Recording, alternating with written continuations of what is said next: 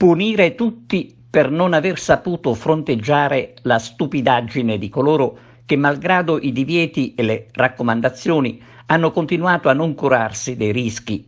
Allora bisogna proprio punire tutti gli italiani per dire no al vomitevole affollamento delle città nello scorso weekend.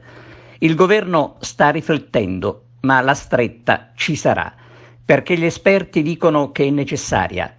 Aggiungiamo che dovrebbe essere sempre necessaria, però servono autorità capaci di intervenire e stroncare gli abusi, cosa che non si è fatta se non con qualche multa che non ha scoraggiato nessuno.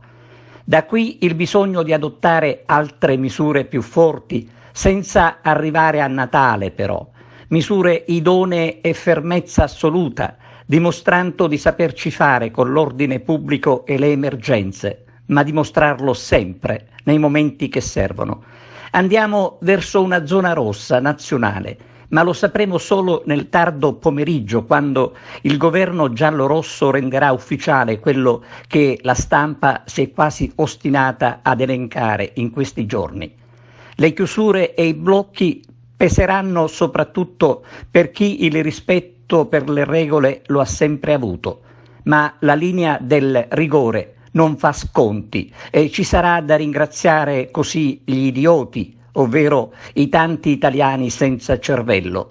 Non ci resta che aspettare questo pomeriggio e lo facciamo con l'ansia che si tocca con mano.